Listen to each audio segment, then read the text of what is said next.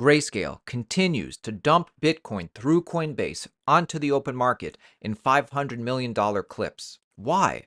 Well, it's because Grayscale has had fees for a long time of 1.5% to get into their trust, and now, with BlackRock and ARK and Franklin Templeton, their fees are significantly less. So what we're seeing is a great exodus from the Grayscale Bitcoin Trust and money flowing in to every other ETF. BlackRock's Bitcoin ETF was the first to hit $1 billion in assets under management. Fidelity became the second spot Bitcoin ETF issuer to hit $1 billion of inflows. If this continues, you know for years, besides Satoshi Nakamoto himself, Grayscale has been the largest holder of Bitcoin. Well, what we're seeing, this great shakeup, BlackRock is now on track to surpass Grayscale's Bitcoin holdings in just 37 days. How can Grayscale justify such high fees for custodying Bitcoin through an ETF? The CEO has just responded.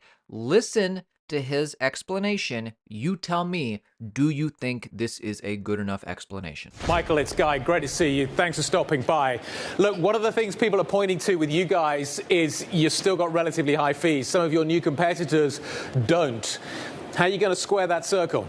The reception we've heard from the investment community is really one of really thanking Grayscale, thanking GBTC for forging a path for these other products to come to market. GBTC, paved the way through our SEC lawsuit, our SEC victory, and ultimately really over the last 10 years developing the disclosures and the operations and the mechanics that now other asset managers and other issuers get to borrow from. Now, that being said, we're meeting investors where, they're trying to invest. And I think that from a market perspective, GBTC's fee really does differentiate itself by those factors, the size, the liquidity, the track record. Totally get that. Is it worth 100 basis points? We certainly think it is. I think for an asset class like crypto, a lot of people are pointing to the fact that some new entrants are coming into the space, some of the world's largest asset managers. But this is their first time dealing in crypto assets, operating crypto investment vehicles. And so as an investor, when you're choosing amongst these products, fee is a consideration, the asset manager, the issuer behind it is a consideration, but so should size, liquidity, and again, that track record. The great shakeup continues as Vanguard continues to refuse to offer Bitcoin ETFs to their clients. People are boycotting Vanguard because of this, but Vanguard says, hey, we won't lose a single 401k plan over it. Hear the words from the CEO himself. We won't be pursuing a Bitcoin ETF. Just like we don't use gold as an asset class for our clients. So it's not that people can't invest in there. We just look at asset classes for, what belongs in a long-term portfolio, what has intrinsic value, has cash flows to it, and those are the asset classes we steer people towards. And so we don't go towards Bitcoin or gold or any other of those stable assets.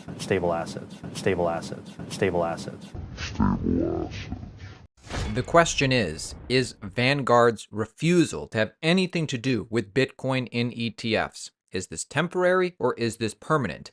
This is Eric Balchunas. He is the senior ETF analyst for Bloomberg. Eric has been one of two expert Bloomberg analysts keeping us up to date with what exactly is going on with these Bitcoin ETFs. So he's got a lot of insight to share. Listen to his answer to this question. I love the analogy he uses. So Eric, this refusal to allow Bitcoin ETFs to trade on his platform, do you think it's temporary or permanent?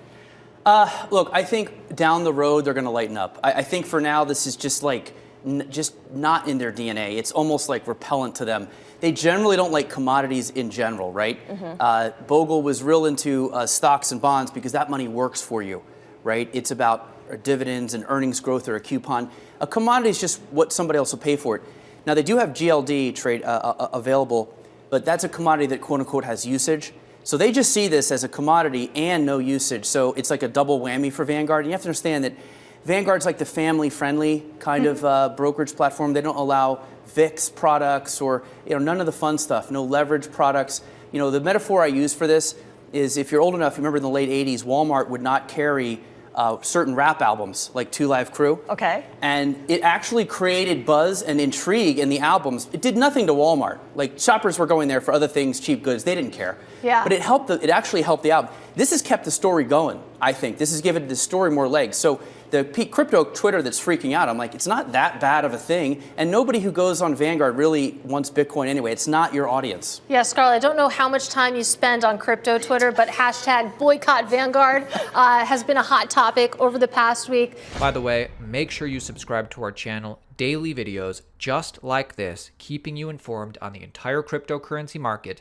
If you're interested in making money in cryptocurrency, subscribe to our channel, Daily Videos. It's true, a great shakeup is happening. While institutions like Vanguard are dropping the ball, other institutions like Franklin Templeton are picking up the ball. Bitcoin, Ethereum, Solana, Ordinals, Bitcoin Layer 2s, the Solana ecosystem, the Ethereum ecosystem. So how deep into Bitcoin and crypto is Franklin Templeton? I love this interview with the CEO. Franklin Templeton CEO Jenny Johnson underscores the importance of Bitcoin in protecting individuals from asset seizure by governments. Quote, there is a fear component to it that is considered almost an insurance or safety component with Bitcoin. And she talks about crypto at large. Listen. Got a very special guest this morning. Jenny Johnson, President and CEO of Franklin Templeton, which has $1.5 trillion in assets under management. The 76-year-old firm was one of the roughly dozen to launch a spot Bitcoin ETF just last week after the SEC gave the go-ahead. Jenny, great to have you with us here on set. Thanks for having me. Let's start off with the Bitcoin ETF. I do want to, of course, get your take on the markets. But in terms of the Bitcoin ETF, we've seen massive inflows. That was expected in the early days. What do you expect as time moves on? And who are the incremental investors in this ETF, in your view? You know, it's funny. I'm known for saying that Bitcoin's the greatest distraction from one of the greatest disruptions in financial services, which is blockchain. So a lot of people took that as I'm not a believer in Bitcoin. And yet, you know, launching this ETF, you can see, obviously, the demand that's out there for Bitcoin. And I think there's a lot of reasons why that is. I think that, one, from a blockchain standpoint, the ability to pay, Bitcoin's going to be a key component of that. And the technology is going to open up a lot of really interesting types of investment opportunities. We actually launched a tokenized money market fund. We're the first mutual fund first traditional asset manager to actually launch a 40 Act fund on a public blockchain, on the Stellar blockchain. So Bitcoin is just one of the suite of what we think are opportunities here. You know, one of the things that made me a believer is as I went around the world talking to people who would tell you, I had somebody who said, I keep 50% of my savings in Bitcoin because if I say the wrong thing in my country, I could have my assets confiscated. I remember talking to somebody in Israel who said, my parents and their parents had all of their assets confiscated. They keep a portion of it in Bitcoin. So there's a fear component to it that is considered almost a insurance or safety component. But I also think it's really important to fueling what is a next real opportunity in this blockchain world. Right. So, I mean, the scenarios that you just outlined, that's the case for holding Bitcoin, the actual, you know, you have the keys to the security as opposed to investing in an ETF. Right, so there's a use case for both. For sure, but that still keeps a floor on the price, right? So it keeps on the floor on the price. And then if you've actually tried to acquire and deal with the keys, it's really complicated. Yeah. Right? I mean, I did it at one point, and then I was trying to actually figure out how to get back in, and it's hard. And so being able to open it up and have access to that through an ETF and just simply through your brokerage account is a much better way to access it. If you're interested in making money in crypto, make sure you give us a follow. We post one video on YouTube every single day, keeping you informed, also very active on Twitter. Join the Altcoin Daily Army. 2024 is going to be an epic year.